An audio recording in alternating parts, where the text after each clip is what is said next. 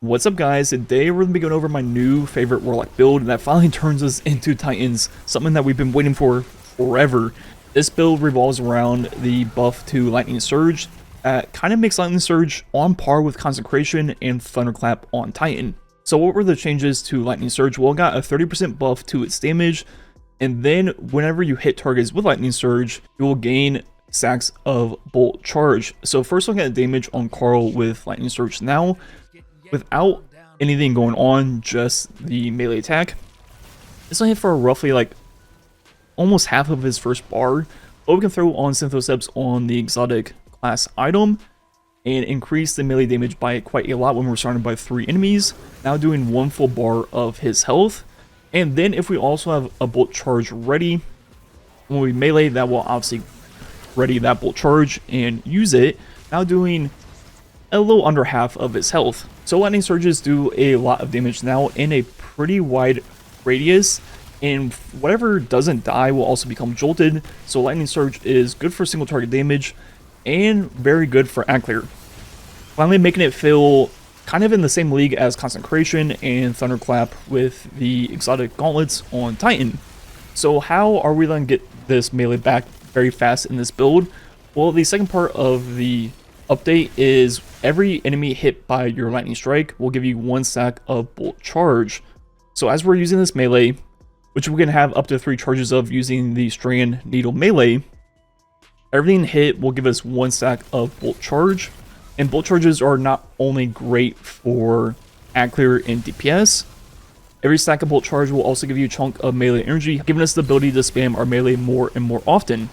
Another thing we'll be using in this build to get more stacks of bolt charge will be the cycle pump, which I made a video about yesterday with Pugilist and Rolling Storm, double dipping the melee energy from Pugilist final blows and more stacks of bolt charge. So already with just that stuff going on, it already is a near infinite cycle with your melee. As long as you're hitting like 5-6 things, you're gonna get a big chunk of your melee back. Maybe you shoot 1 shot of cycle pump and you'll have your full melee. But there's going to be a lot more things we can do in this build to make it absolutely insane. So with Synthoceps on our exotic class item, we have Spirit of Endless Light. We're using an ability Empowers R2, granting them improved energy regeneration. So now with this on Prismatic, it's a very simple cycle of just use your grenade, use your melee, use your class ability, and you'll cycle between all of them and constantly have ×2 regeneration for all of your abilities. Then with Feed the Void, granting us Devour on Prismatic Warlock, not only will all the bolt charges be giving us melee energy, all the final blows will be giving us health back, allowing us to play super aggressive with our melee, and constantly giving us more and more of our grenade back, which helps us feed into Endless Light even more, having our grenade more often, which then feeds into our melee. Our grenade and melee feeds into our Phoenix Dive, that feeds into the other 2 abilities, and you can kind of see the loop where it gets pretty silly. Looking at the fragments we have on Prismatic, first we have Balance to help get our grenade and melee back from all the light and darkness damage. Then we have Awakening. That way when we get all the rapid arc final blows, we'll create Ionic Traces, giving us a chunk of all 3 of our abilities back, once again feeding into Endless Light even more. Then we have Dawn to become Radiant on melee hits and final blows. Then we have Dominance to make our Arc Grenade Jolt, another thing feeding into Awakening to create more Ionic Traces. And finally we have Sacrifice. That way when we have Devour, it will help us build up our Transcendence with the darkness side of the buff.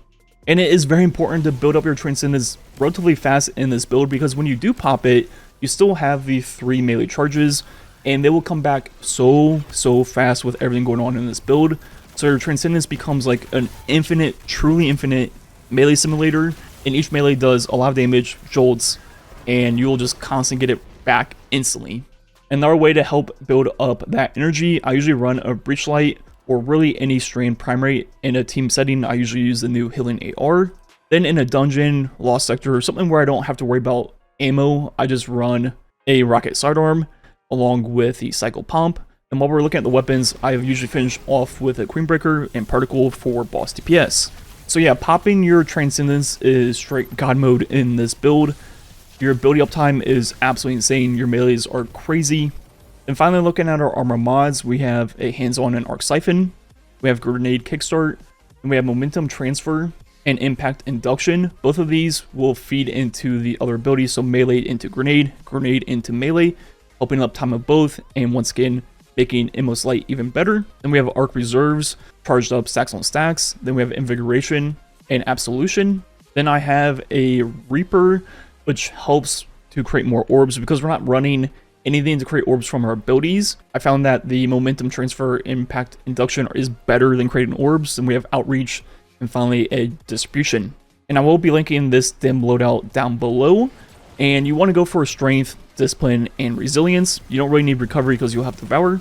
Mainly go for those 3 stats. And finally, looking at some of the artifact mods that we're using, Overclock and Load for the Arc, Weapon, Handling, and Reload. You get more stacks of Bolt Charge from killing Arc debuff targets, which Jolt will work. Everything will be jolted in this build with our Melee and Grenade.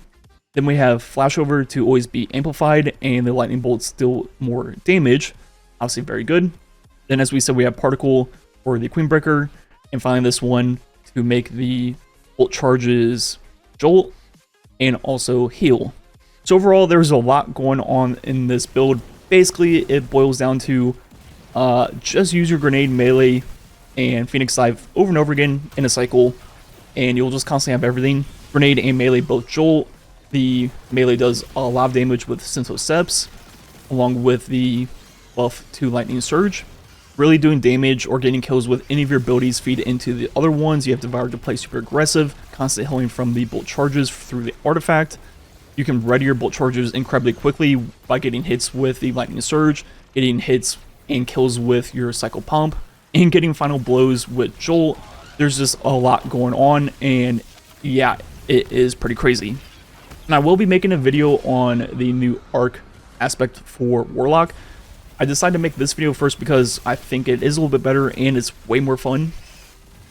So definitely try out this build if you haven't. Maybe you've just been playing Arc Warlock and haven't really looked into Lightning Surge on Prismatic. And if that is the case, I would definitely recommend you trying it out. Also, I was kind of waiting to make this video for the Nether Healing update, and I recorded some gameplay for this video after that came out.